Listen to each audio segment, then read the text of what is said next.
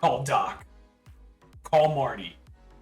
We gotta go back to the past, to a time before I was even a thought. 94, here we come. It's Planescape, baby. A brief history and overview of the Planescape campaign setting for Advanced Dungeons & Dragons 2nd Edition. Welcome back to Intoxicated Intellect, everyone. I am Brady, and today with me I have Justin. Before we get into everything, please don't forget to like, comment, subscribe, and hit that notification bell so you get notified every Monday and Thursday at 6 p.m. when we release new content.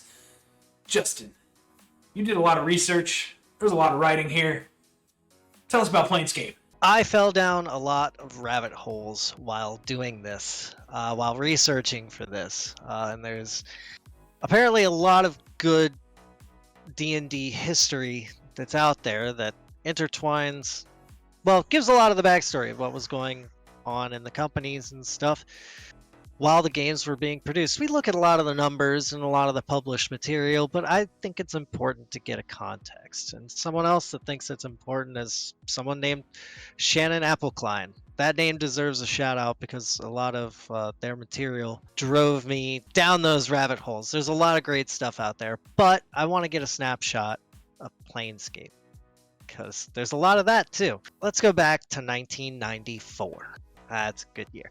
Grunge and Analog are on the way out. That's not really a good year. The PlayStation and Amazon are on the way in. Cotton Eye Joe is tearing up the airwaves. For the love of all that is holy, make it stop. Wouldn't it be nice if there were a way to escape from all the turmoil? Go to another realm entirely with a few friends of mine?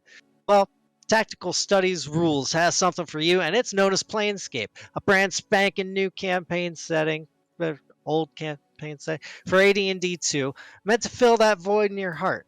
Where did it come from? Where did it go? And what's the deal with Planescape, you know? TSR, though, had a habit of releasing new campaign settings every year from 89 to 1992. Those being Spelljammer, Ravenloft, Realm of Terror, Dark Sun, and Al-Qadim. And had decided that Spelljammer had become kind of passé. You know, the demand had also been building over the course of AD&D 2, both amongst the fans and within TSR, for a new manual of the planes to broaden the horizons of campaigns back into the realms of devils and divines. Naturally, then, it was decided that development would proceed on an idea by Slade Henson to accomplish both of these goals. He actually gave it the name Planescape. David, or Zeb, Cook, who had been lead designer of the main 2nd edition Advanced Dungeons and Dragons, like the guy who had final say on all the numbers of the book, the whole edition, was put in charge of developing the new setting under the requirements to be just that, a fully fleshed out setting, complete with a home base, which the Spelljammer setting severely lacked, you know. Sigil itself would be a city of doors. The center spoke of the Great Wheel with portals leaving Sigil would be its own video, actually. It deserves as much. Brady's already whipping it up. Zeb adapted the original manual's rules, finding them too difficult or complex, and took inspiration from unconventional sources. As far as fantasy settings go, like a lot of experimental novels and weird music and stuff, just outside the realm of wizards and knights and stuff. And the planes ended up a lot more surreal than based in any sort of reality. Another quick fun aside is that Zeb Cook got his job responding to an ad in Dragon Magazine for a game designer, Brady.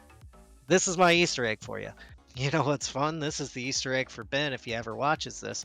Zeb Cook is now a designer for Elder Scrolls Online. He works at ZeniMax Online Studios. Yeah, but he's like a content designer for them. Presumably stories and stuff like that. Let's talk about cosmology for a bit. Greater picture. The Great Wheel cosmology from 1st edition was kept mostly intact, with only the plane of concordant opposition really changing roles. And that became the Outlands, where Sigil is located. Yeah, most of these changes were really to remove any association to religion or mythology, or however you choose to classify, whichever one. For example, you know, the Nine Hells became known as Bator. Hades became known as the Grey Waste. Gladsheim became Isgard, Olympus became Arborea, the list goes on. There's a few more changes. Look them up yourself. Most of these names are how we know them today, and they're often still interchangeable. Most people don't take offense if you refer to it in the old or the new way. It's just kind of seen as different ways of referring to it depending on where you're from. And I take no issue with it. I don't care. It's the fucking names. All names are made up. A notable addition to player character generation options, originally from Planescape, is the Tiefling. Ooh. Tiefling makes its first appearance as a PC character with all the complete with stats in Planescape. In general, though, the planes were expanded through the scope of a traveler or native to the outer realms, a planar, as they're called. It's told from their point of view, and with this lens, and the way it's written, it's in its own cant, there's a thieves cant, but there's a planes cant. Yeah, there's a whole section of it. Plan on going over a lot of that in the Sigil video too, so we can sort of bypass it here. Nice. You guys who are watching this up to this point will have to stay tuned, because that is one of the great ways that it really creates an atmosphere. It creates its own setting as was instructed. It really helps drive home the fact that the culture is different in the Outlands and Sigil and all the spaces beyond the prime material campaign settings. And with each paragraph of the Planescape campaign guide, I've read a lot of it. It's got some great charcoal and pencil artwork. I recommend finding it however you choose to. With each paragraph, it's really like following a planar on your first day out as a prime, with the sage handing over tips and tricks to navigating and surviving in a space far bigger than your people. There is an extensive section for rules and changes in magic across the planes. Here's the big ones as far as magic goes. Abjuration and Conjuration deal with the teleportation to or from a plane, whether it's bringing something to yours or putting something back in its. And they're affected accordingly. Basically, you can't conjure or banish anything if you're on its native plane. Elemental damage spells are heightened or negated or often altered in some way, particularly in the elemental planes. Duh. And sometimes air will accentuate fire, and sometimes water will have no effect. If you try and conjure water in the elemental plane of fire, it just becomes steam instantly. All water evaporates there. That's one of the rules. Along with that, most of these rules and stuff like that are kind of plane specific, and there's a lot of planes. Right? I've got a question about the elemental plane of fire then. Yes. If water instantly turns to steam, does that mean your blood will instantly start to boil? You take a lot of damage. Yeah. You take a lot of damage. There are specific rules for navigating the plane of fire. So the elemental plane of fire is like a normal landscape, but everything is cloaked in flame. Flaming ocean mostly, but there's some land floating around it.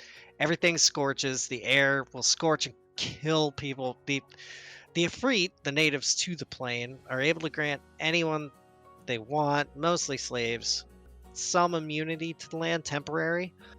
But otherwise, a traveler needs spells or magical devices to protect themselves. And without such aid, a being must successfully save versus breath weapon, or die immediately. Those who do save still suffer 5d10 points of damage each round. Ow! It's breath weapon too. There's no counter spelling that. There's also non-living dangers, which are like fountains of flame for 3d10 points of damage. The save is also versus a breath weapon for half. Cinder Rain, 2d6 points of damage per round to all exposed. And volcanic eruptions that could just block your path. Water and ice boil away. Metal melts. Earth shudders and falls into magma. These are magical effects. Conjuration or summonings can only reach the planes of fire, magma, smoke, radiance, and ash. And even then, some being summoned won't be able to survive the elemental plane of fire. There's conversion charts, to accommodate for the magical changes between the planes too. I will say, if this video gets 1,000 views and 400 likes, I'll put the guide in the description. Yeah. That's free content. Tell your friends, tell your dog, tell your dog's maid, tell your dog's groomer. The other fun thing about this, and there are no priests in 5th edition, right? But there were priests in 2nd edition as far as a playable class. And when priests are on the outer planes, they operate at one level lower. Like that's a player level lower for each plane between them and their deity's home plane. Oh. Around the ring. There's a number of other changes too. They still get their spells as normal because they get those if they pray. Right. Like, that's all they have to do. But if you're operating, say you're 4 levels lower, would you no longer have access to the spell slots that you would at the 4 levels higher as your normal level? The connotations to that are... Yeah. Oh my. Luckily, the changes in magic section are very early in the Planescape guide, and there's just far too much to get into here. I wish we could. I wish we could run down every fucking line in the book and talk about the magical changes, because they are fascinating, and there does seem to be a reason for it. That sounds like a video for another day. Here's what I really want to do, is I want to look at, like we did with the elemental plane of fire, all of the different elemental planes and see some of the changes that Planescape kind of affected to the character, how that may have worked. I'm not sure that that's super fleshed out in 5th edition per se, but I'd like to see kind of where it started. 5e is kind of a much simpler homage to 2nd edition, especially AD&D in its own way. It's a harkening back to that, especially with the cosmology coming back. That great wheel keeps coming around again.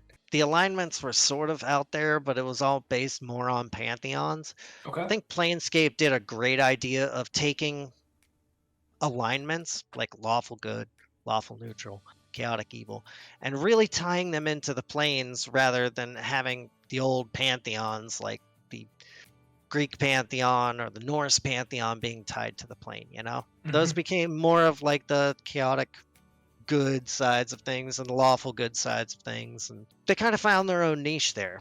Planescape went a little bit further and into the city of Sigil and established factions. The next big aspect of Planescape are those factions, and factions were a hot thing at the time. You know, they're all differing ideologies. They kept Sigil running though, and they operate like all the essential services, the police, waste disposal, things like that. Factions were a big thing in early 90s tabletop RPG games, like Vampire being one of the big ones that was mentioned here, is bringing factions into the forefront. Inspirationally, the factions here were created out of the, quote, bad philosophy ideas we get drunk and talk about in college. That's Zeb Cook that said that. There's 15 factions by decree of the Lady of Pain, and you know what? Let's do a quick rundown on these, because I'm pretty sure they only appear in the Planescape setting this fleshed out, and they're a big part of the meta story for it. As we said, there are 15. I really like the varied philosophies that we have here. So we're going to go down the list alphabetically, make it nice and easy for everyone. First off, you've got the Aethar. They're the Defilers, or the Lost. They basically believe the gods are pretenders. They don't have any real power. They don't have any power over me. They're meant to kind of represent the atheists, agnostics, deists of the real world. You've got Godsmen, or believers of the source. They think that life is a test. Everyone's got the potential to become a god, which is cool. I do believe it was AD&D 2. It might have been 3rd edition, where there is an entire path after level 20 that your party can take to become gods. I do believe it was AD&D 2. It's a 20 to 100 module, yes. Right? So the believers of the source share a lot of beliefs paralleled with Hinduism, Buddhism, a lot of Mormonism, but the ultimate goal is not like nirvana, but it's becoming a god, like ascending, apotheosis, for those of you that like $3 words. You've also got the Bleakers, the Madmen. They're basically existentialists. They're nihilists more than anything. I'd like to think that existentialists are more optimistic than this, because they headquarter themselves in the insane asylum. They don't think that there's, you know, the universe has its rules, but there's no other rules. I believe in nothing, Lebowski. Nothing. Then you've got the Doom Guard. They're sinkers. They're basically believers in entropy. Everything will end. Everything moves from a state of order into chaos. They set up in the armory, and they forge weapons and tools of destruction. That's cool. Yeah, that makes sense for a faction called the Doom Guard. Yeah. Right. Doom Guard. Gotta have the guard part of it. You got Dustmen. They're known as the dead. They believe that life and death are false states of existence, that there's a real true death of full asceticism, denying all that you want and need. You've got the Fated. They're takers, the heartless. They're social Darwinists. They believe that might makes right. Whatever they can take, they can keep, and they've earned it, and they deserve to keep it. It's social Darwinists. It's Ayn Rand philosophy. You've got the Fraternity of Order, governors. On a lighter note, they believe knowledge is power. It's great to learn because knowledge is power. They like to understand cause and effect. You've got the Free League. They're libertarians. They basically reject the other factions, and they just, there's not really a head of them. There's not really any kind of organization. It's basically just catch-all for those that want to be by themselves. The next ones are the Harmonium, the Hardheads. They believe that peace and stability can only be established under one rule: theirs. Think authoritarianism, evangelicalism, fundamentalism. They also It's like extremism to do something. They also take offense to the term hardhead. Interesting. In Sigil, they served as the police force. They set up their headquarters in the barracks.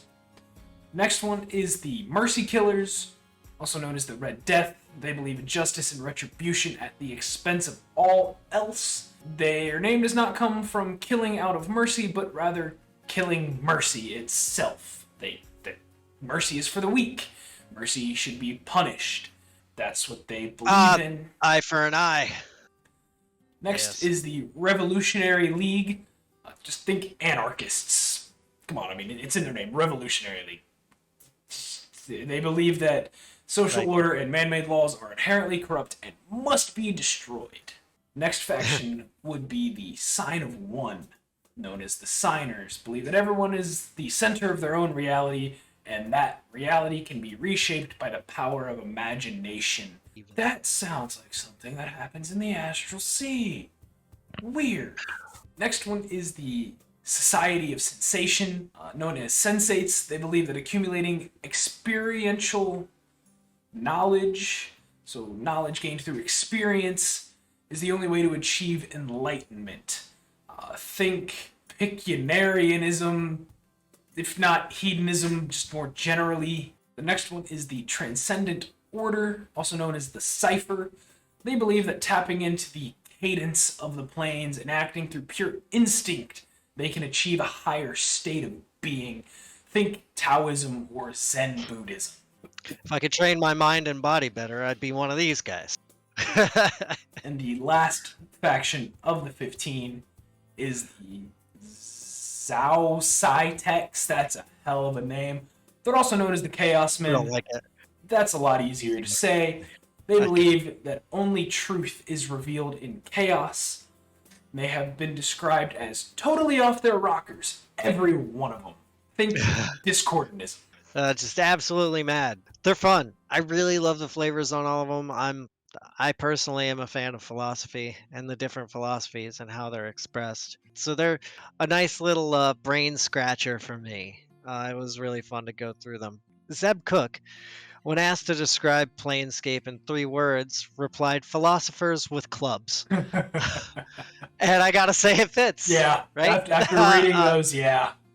Yeah, like having something in our world to tie it to, whether you believe in it or not, whether you ascribe to one or the other, it's a cool new meta aspect to the game, and I like it. The fleshing out of alignment and elemental canon and all the nuances of the space between that you find in Planescape, it created a flavor, a world, as a space between them all.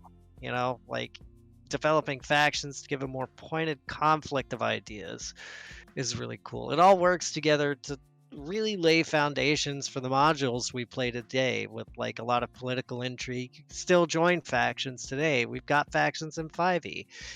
The Harpers, one of my favorites. Planescape was so good that the final module released for Advanced Dungeons and Dragons 2nd Edition, titled Die Vecna Die, visited Greyhawk, Ravenloft, and none other than Planescape for the campaign arc.